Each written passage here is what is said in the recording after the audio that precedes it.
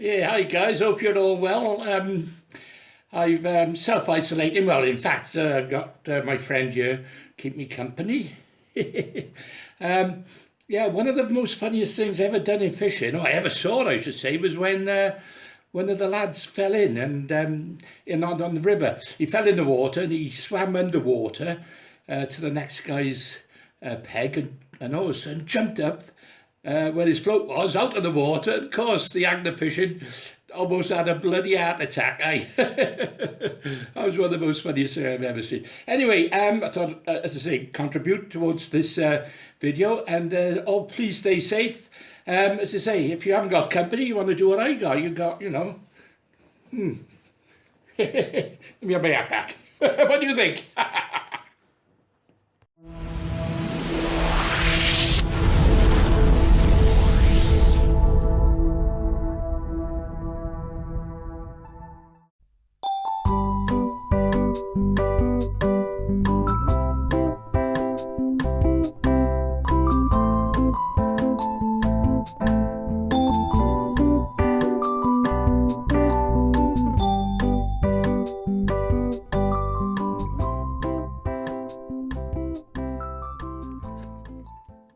Hi guys, you just caught me in the minute of actually making a couple of floats, and I thought it might be a good idea just to show people how to whipping on a float in particular, but you can use the same style or the same method when it comes to whipping eyes back onto a float, or in fact anything you want to whip onto any fishing item.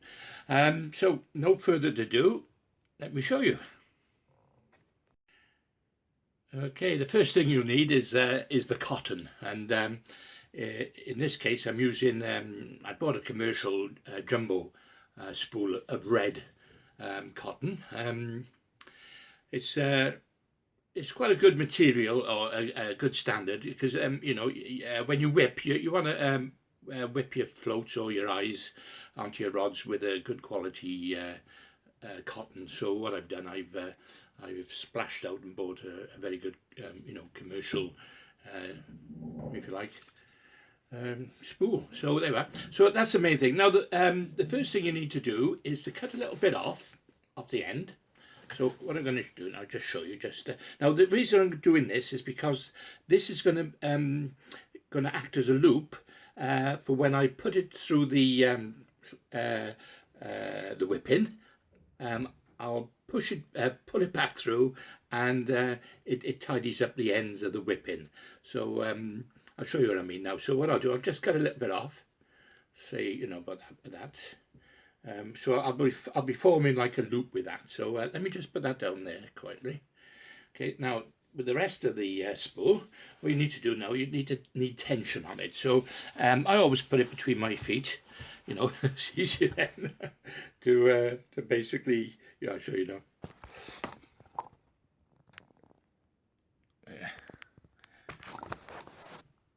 So I'll show you. That's where I hold it anyway.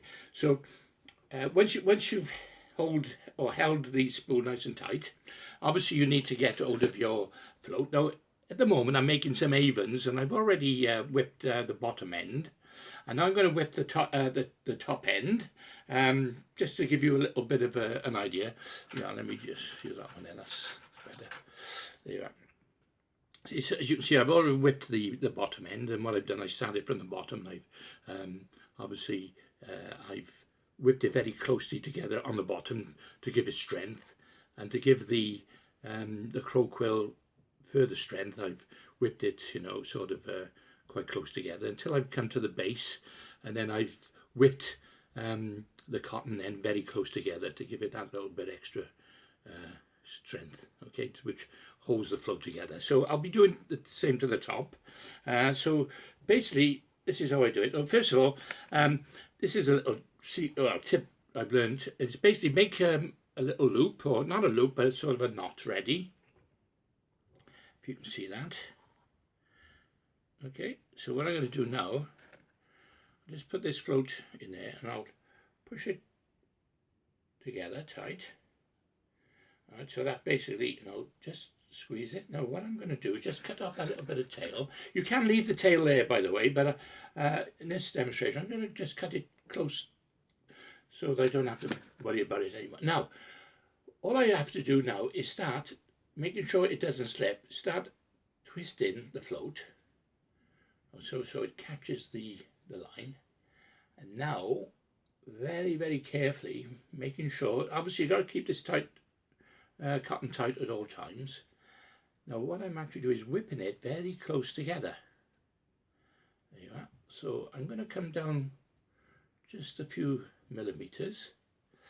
Yeah. No, let's just cross thread it then. So I'm going to start again. Well, not start again, but just go back where it cross threaded, and then I'll just carefully whip it. There you are. So basically I've created like a little shoulder there now. So now this is where that little bit of cotton that I cut off earlier comes in handy. So what you have to do now is basically put it between the float, or in a rod if you're whipping a rod, create the loop, and then twist it slightly so you're whipping the main thread from the reel onto the float, or in case of rod. And what you do, you just slowly whip it together. So the loop, if you can see, is underneath the whipping. And what you do is just do it a few times. Yeah, that's it, about there, that's about it. Now, with your two hands, or with one hand, you hold the actual whipping and loop together. You then cut the main thread, which is about there. Okay, that's so now you've lost your tension now. So make sure you don't lose the tension. So keeping hold of the knot, the whipping. What I do now is, with the whipping, push it through that loop. I'll show you there. So I push it through that loop. Okay, push it through gently. Now, holding it again, holding it all together, that bit of cotton that you use for a loop, you now pull that through the whipping. Yeah, there you are, and that's it. That's finished. That's how you whip it. All you have to do now is cut off that tail very close to the whipping. So I'll just do that. You could use a little blade or very, sharp edges. Now I'm going to cut that little bit off which I had earlier. So I just cut that off.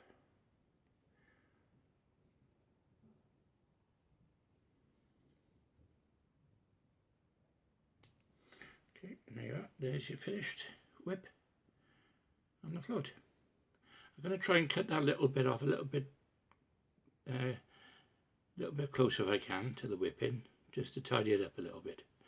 Okay, there you are. So what I'm going to do, I'll show you how to do how to whip an eye on the rod in a minute.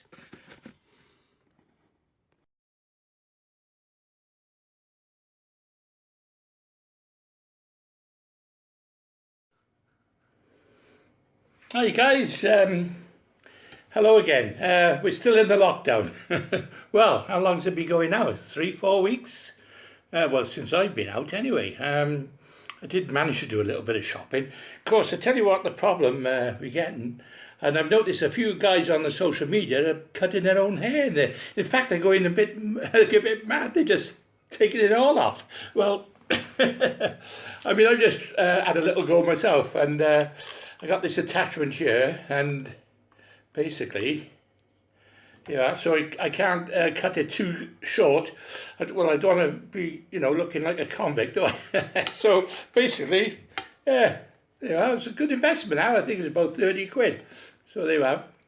Just a little tip in case you're in the lockdown on your own, like I am. So anyway, let's get on to some fishing and some fishing stories. Yeah, so anyway, I've been quite busy on the Match Fishing group on the Facebook, got 20,200 subscribers now, and I met an old. Well, when I say met, I got talking to an old guy that that basically bought the Clean River fishing videos, and I don't know if anyone knows the story about that, but going back after winning the World Championships, I was invited to do a few articles, and I went up to see Dave Hall from Match Fishing magazine. And anyway, when I was there, we got chatting about things, and and of course, I just that come off the back of just doing a couple of videos by a company called Clean River Videos. And basically, what happened? The story was that I was in the video business in them days, and of course, that financed my fishing in a sense. So having your own business, it was good. Anyway, what happened is that one of the lads that I used to deal with the videos, he said, I got a chap coming down from London, Wilsmore, I think his name was, Alan Wilsmore. I said, anyway, so basically what happened, he said, we'll have a meeting, he said, because he's a keen fisherman, and and he sells a lot of videos. Anyway, cut long story short, I had a meeting with him, and we got chatting away, and he was into, as well as selling the videos, he had an idea about making a couple of fishing videos, because he loved fishing. And, there's my phone going, and he wanted to make them in Denmark, and I thought, that'd be nice. Never been to Denmark, especially, after hearing all the big stories on the River Gooden and all these big weights. So I thought, yeah, okay, what's the deal? Anyway, he said, well, what he'll do, he'll take me across, spend a week there, do some fishing, make some videos, give me $2,000, very nice, thank you, in the pocket, and I was going to get royalties afterwards, but unfortunately I didn't get any royalties. But anyway, I had a thoroughly good time making those videos, and I think I made about 5 altogether, and I did suggest, because these were like the first generation of videos. The only ones that were ever made before then was by Ian Hapes, and he'd done them, with the Irish Tourist Board. So these were like the first professional videos, if you like. So anyway, being new and, not used to being in front of the camera, I was making lots of mistakes. And of course I said, well, look, why don't you save all those bits and put them on the end, and we call them fishing gaffs. And anyway, that's what happened. And as I say, I thoroughly enjoyed myself, and that put me, if you like, in the limelight, and it got me a lot of recognition throughout the country. But anyway, coming back to how did they develop from then? I'll tell you now. Yeah, so coming back to what I was saying, I had a meeting up at Dave Hall's magazine, Match Fishing, and anyway, I went up there, and we were chatting and talking to me. He wanted to know about one thing. Anyway, the question arose. He said, "Who made my videos?" Well, anyway, I said, "Well, a guy, Alan Wilsmore, and Mick Shepherd, who was the guy who who produced the films." He said, have you got their name and, their number and that? And I said, yeah. So anyway, cut long short, I give it to them. And it wasn't long after that, then Dave Hall got together with the company, and they ended up making a string of videos, and they made them with all the top anglers. Obviously Mark Downs was part of the crew at the time. And then he went on, Dave Roper, he went on to Ivan Marks, Jan Porter, and a string of them. Anyway, you can go on, you can search that on Google and find that out. But anyway, again, I like to think I was one of the first to have an innovation with the videos. I did join another company after that to make a couple more but they weren't as successful, but they were good videos because I had a little bit more to say about them, because the last lot, unfortunately, Ian Shepherd, he seen things differently. He wanted to do it his own way. So anyway, that was that. And anyway, so I thought I'd tell you a little story about that. Anyway, what I'm on to today, what I'm actually going to do today, as I said, because we're a bit at a loose end, aren't we? Thinking, what can we do, fish-wise. So what I've done, I'm going through a couple of floats. Well, in fact, I've just done an order for a couple of floats, and they were unusual floats because, as you know, I make floats, and if you want to go over to my website, www.goldmedalfloats.co.uk, then you'll see all the floats there. And as I say, I got descriptions on every float, that I've used over the years and how I've managed to develop them. And in some cases, I've shown them, how to make them and so on. But anyway, so I thought, well, this order I just had, I thought, well, why not? Next time I have a little vlog, why don't I talk about some of the floats I make, which I'll do. Now, I'm going to show you a float that you may not have seen before. It's called a hinged waggler. Yeah, exactly how I say it. It's a hinge. It's a waggler with a hinge in the middle. And there's a reason behind that, and let me get it now for you. Yeah, so so there they are. Don't know if you can see that. I bet you've never seen anything like that, some magnets. Okay, well, basically, I'll tell you what this is. It's obviously peacock. It's attached together. Now, I normally put a swivel in the middle, but I managed to come across this nylon material that was used on floats when I went to Thailand. So I thought, oh, and I'll make about this instead. So anyway, so that joins the two bits of peacock. This is a two swan. I've got a 3 AAA. And I've got a 2 AAA. Yeah, I'll probably use this smaller one to show you. And basically, now, I tell you how I managed to come across these floats. Many years ago, I was fishing in Newport in South Wales on a fishery called Woodstock Pond, and run by Newport anglers. And who should be like one of the chairman of the club was an old angler called Albert Friswell. Now, Albert Friswell was a great angler, in his day, and I think he was in his 80s or 90s, I think, when he was still chairman of the club. But he was well respected by a lot of the younger anglers, and I always used to pick his brains, and and he'd always sit behind me, we'd always have a chat. Anyway, on this one occasion, I had my float dotted right down, and he said to me, "Oh, I said, wish I could see the floats now." I said, I see you catching fish, Clive, but I don't see the bites. And I can reminisce with that because obviously as I get older now, I've got to wear glasses. Anyway, so basically, he was telling me that he designed the float. Now, he was a very innovative angler, like myself, always thinking of ideas and innovations. Anyway, so he decided to come up with this hinge waggler. Now, I said, well, how does it work then, Albert? So he basically brought one along and showed me. And what he'd done, he put 2 peacock pearls together. And he put, as I say, a swivel in the middle. And he said, what you do, he said, Clive, he said, you basically shot it down so one half of the float is under the water, the other half is laying on the top. And he said, when you get a bite and it pulls under, the float lifts up. I thought, what a genius idea, for somebody who's a bit short-sighted. So, as I said, I made some and tried them, and they work. They don't work exactly like that, but you can actually see, as you get a bite, as it goes on, you can actually see the float lifting. And if you're a bit short-sighted, like I am now, it's a brilliant little float. But the other thing was, I thought, well, do you know what? I thought about it as well, and I thought to myself, well, when you're fishing a waggler sometimes, and you miss a few bites, and I'm wondering whether, like, you strike it into the waggler itself, before you're contacting the fish. Well, anyway, I started using these on my normal waggler fishing, and what a difference it made. Every time I had a bite, I would hit it more times than I did when I, using a straight peacock. Because I suppose the theory is that as you strike, you're collapsing the float, and you're contacting the fish a lot sooner than you would be if you were fishing the whole float, if that makes sense.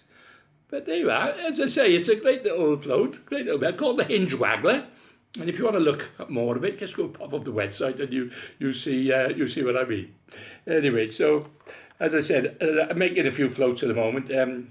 I've just varnished these now, just going to let them to dry, and then I'll be popping them off in the post. So anyway, let me show you some other floats. Yeah, I have mentioned before my younger days. It's on my autobiography, by the way. And if you want to pop over, to YouTube, you can find it on one of my listings. And basically, I've talked about the fluted float. Now, I don't know, you don't see many of these around these days. And basically, it's a float that's got like flutes on them, wings. And the idea is that it basically catches the current as you fish in a river. So and you can hold it back far easier than you would with a float with a body, like a balsa. And I tell you what, it's very versatile float, very nice float. And how you make them, you start out with a square bit of balsa. It does take time because you have to, whittle it down, obviously, with sandpaper and so on. You have to put your stem and the tip into it. But you end up with a square bit of balsa with a float like that. And as I say, it does take me a few hours to make these floats, and that's why I think I charge about £3 or £3 or £4 for them. But anyway, that's another type of float. I thought, what I'll do, I'll see if I can put a diagram on here so you can see what it looks like and what I mean.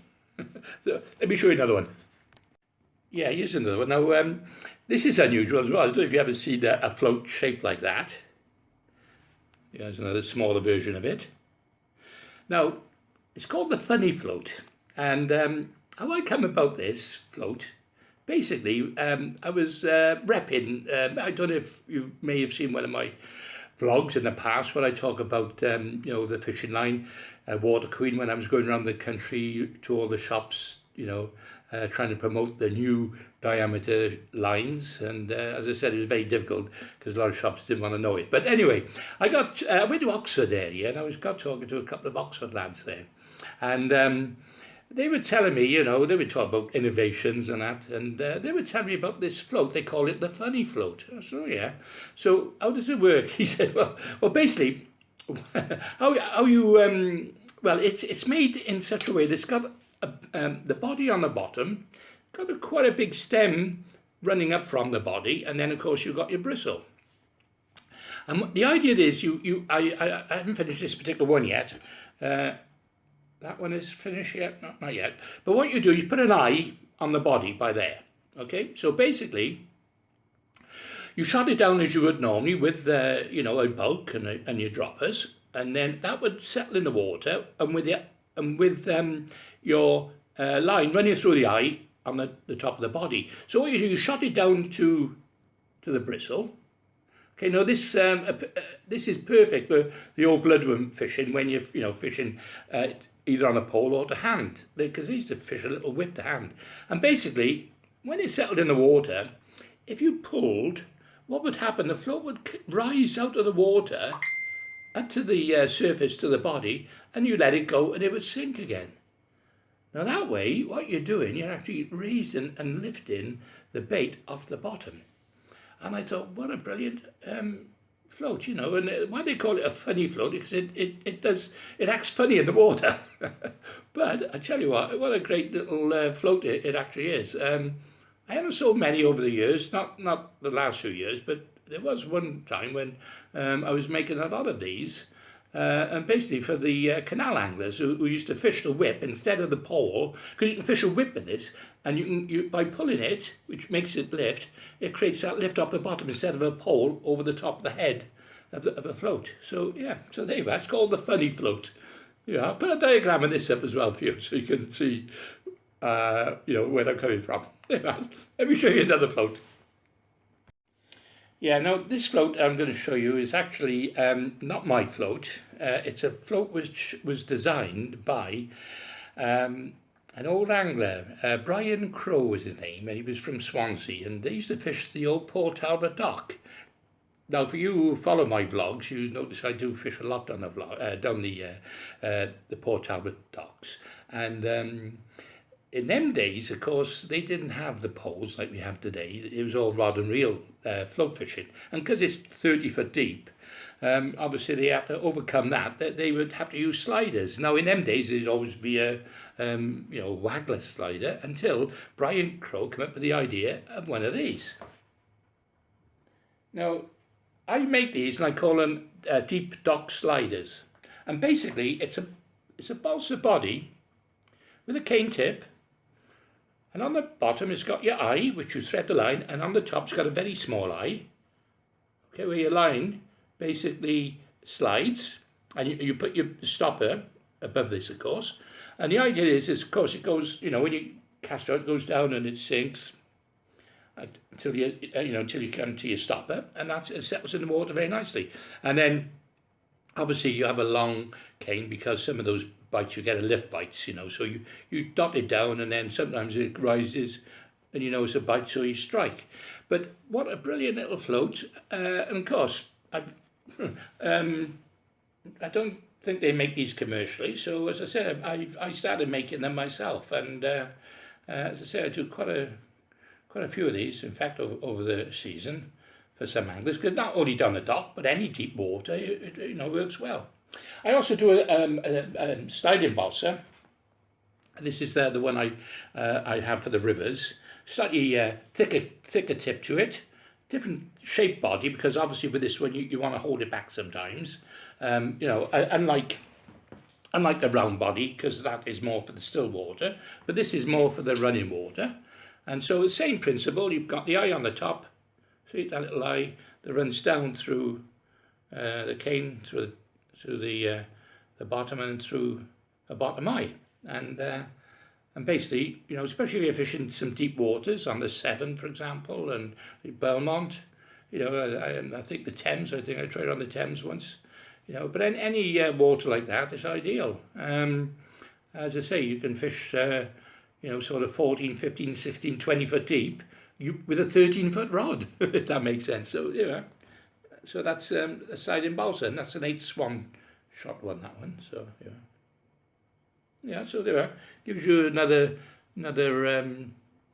different type of float. Yeah, talking about floats, I want to show you this, because this is actually what we call the a reverse pear-shaped bolly float, like a Bolognese float.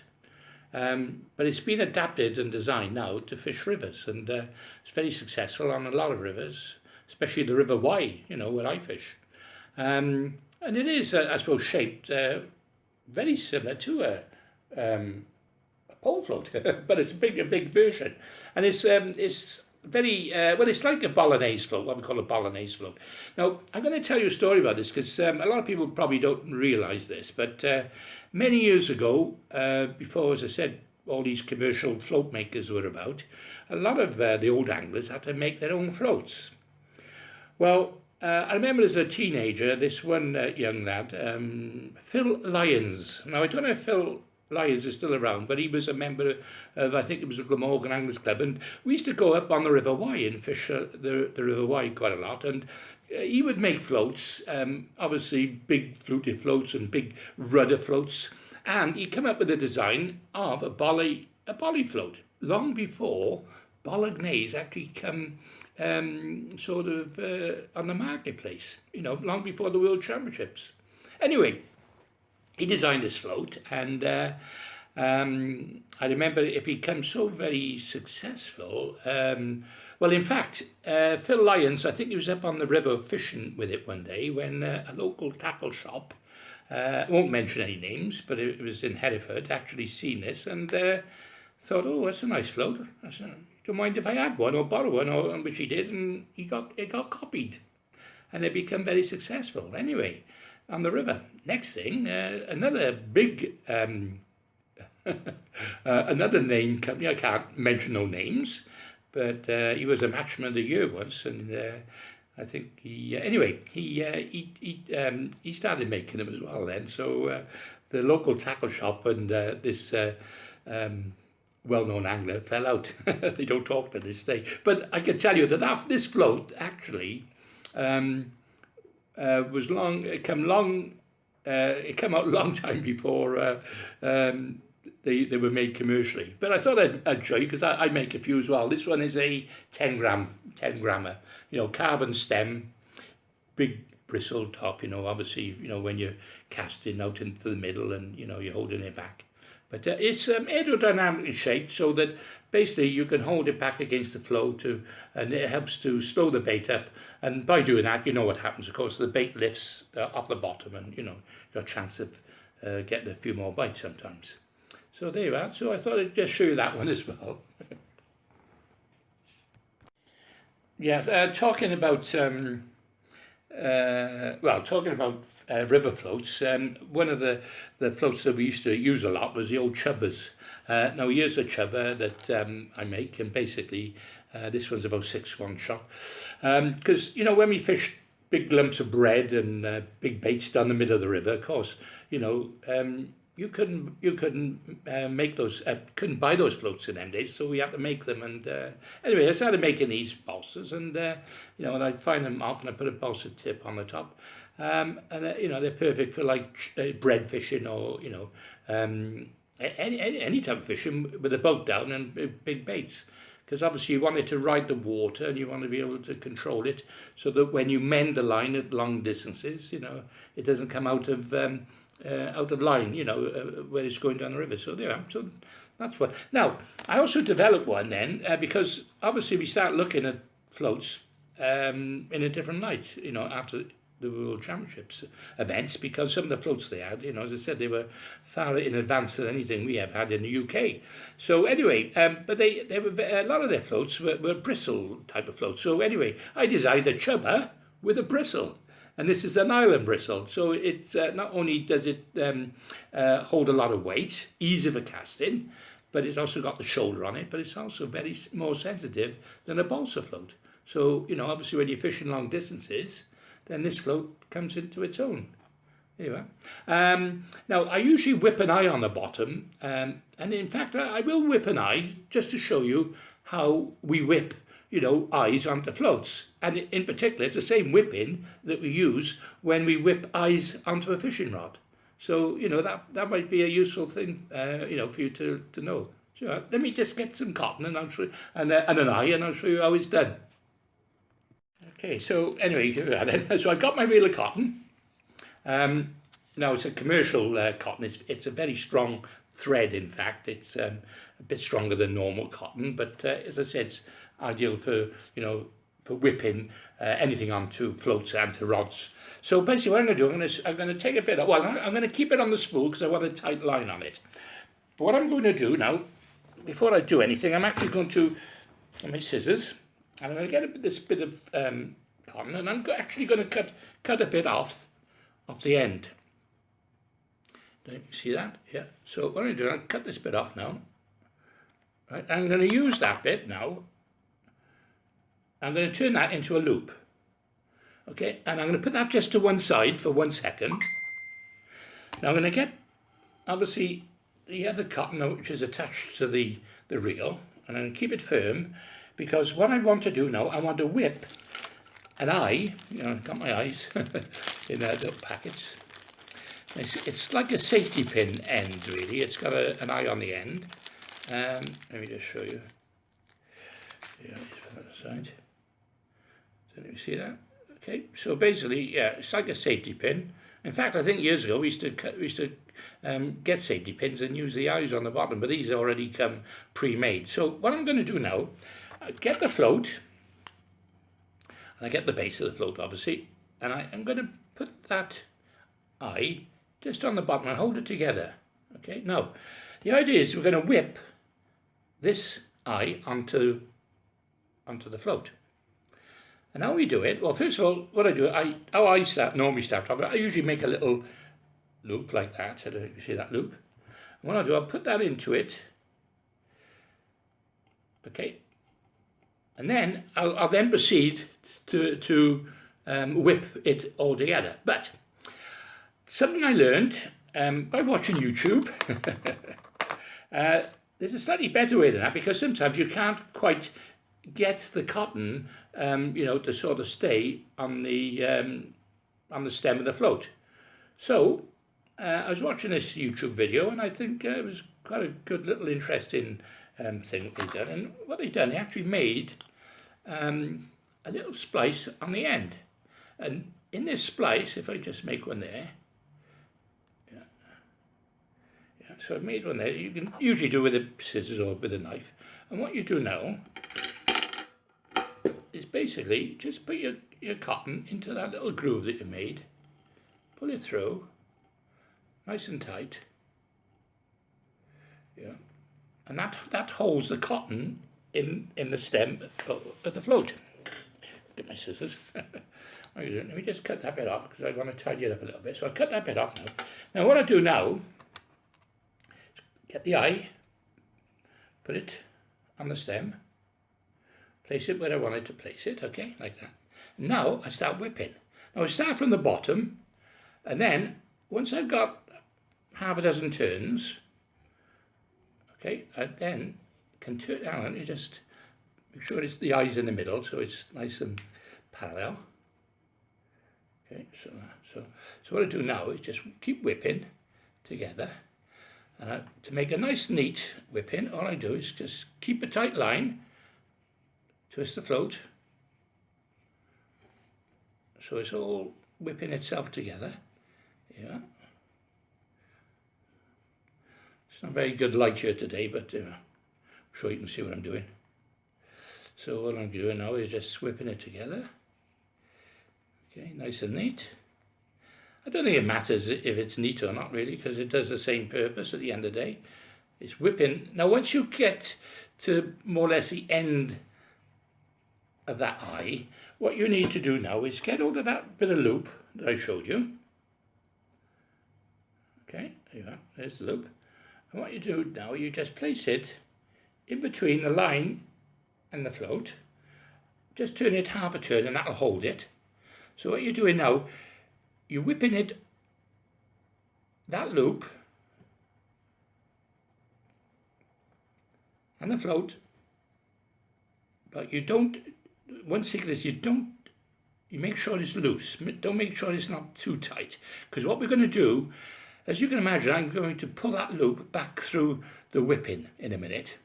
So what we do is just go around a few more times until we come to the end where you think, you know, that's enough. I think that'll be that's enough. That's just covered the wire now. So what I'm going to do now, it's a bit awkward, but all you do is just make sure you hold it so it doesn't come loose. Okay, no, I'll do hold that. Now just cut that bit of line there now. Okay, now if you can see what I'm doing, I'm actually putting the loop, this end cotton, back through the loop. Like that, see that? Okay, so I just put that through there. Okay, now what I'm going to do now is keep still holding the whipping because you don't want it to come loose at this stage. Now I'm going to pull the two ends of that loop back through, and you'll see it'll push through and it pulls through, and therefore you hide the end of the cotton. Now obviously what we need to do now is just, I usually use a little Stanley blade, but use a knife for the moment. What you do is cut that right close to it, and there, and that's the whipping. So that's how you whip an eye onto a float, and that's how you whip an eye onto a rod as well. So we hope you learned something there. Yeah, so anyway, here's another float that you might be interested in seeing. The story behind this particular float is that, now bear in mind I've been fishing 50 odd years or more now. As I say, I'm 69, I'll be 70 next birthday, so I started fishing when I was 12, so, you know, as I say, I've got a wealth of experience behind me now, I think.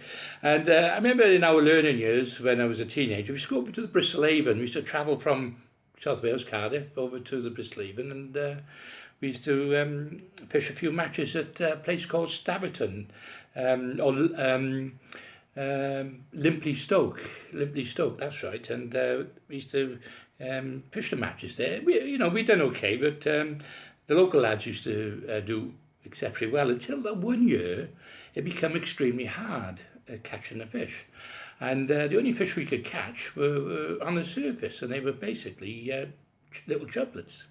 We tried fishing shallow with a waggler, and we'd miss so many bites, and it was like, it was a nightmare. Anyway, somebody came up with the idea. I think it was an old friend of mine, Larry Powell, who sadly passed away, and I mentioned Larry as being my mentor when I was a youngster in my autobiography, which again is available online on YouTube, or you can buy a hard copy from Amazon. Just do a search for Clive Branson, and you know you'll find it. But anyway, so he came up with this idea of actually a waggler with an eye on the top, and there you are. Basically, what it is, it's a loaded loaded brass on the bottom. Okay, you don't particularly need to load it because you can just use a normal eye, just put a couple of shots. But basically, you shot it down so it comes to the surface on the top. And the idea is you pass the line through the top. You attach it, obviously, with either a couple of dust shots, or these days you can get these little rubber stops. And well, basically you'd have you'd have probably about 2 foot of line, 2 foot of line away from it, and you grease the line so so you'd be presenting a bait floating on the surface. And I tell you what a difference it made. It made a difference between not hitting bites and hitting the bites. Because with this, the fish used to, well, they didn't know what hit them. It basically, you know, they hook themselves most of the time. So anyway, I'll leave a diagram of this on so you can see what I'm talking about. The other thing was, I remember the best bait at the time then was black casters. For some reason, I used to love floating black casters. And I remember using that same method once down at on Newport on another pond. I can't think of it now. It'll come to you in a minute. But I remember catching tench. Yeah, bottom feeding tench on the surface using the same float. It was a competition when I was a youngster and I won it. Yeah. Anyway, so there's something else. You've seen something different anyway. Yeah. Here's another float. So I'll just quickly show you. It's called a dart, and the reason I got this one is because it reminded me a little bit of the canal, the Oxford Canal, and you know, long before the days we had these long poles, we had to fish wagglers, and anyway, this was designed so it's, as you can imagine, it's weighted, so it's almost like a dart. You know, I can throw that, and it'll go straight as an arrow, and so it's like a little dart. And so basically, what it is, it's balsas tapered, balsa dowel tapered, obviously, cane tip, and a brass insert. And all you do is use an adapter then, and you shot it down, obviously.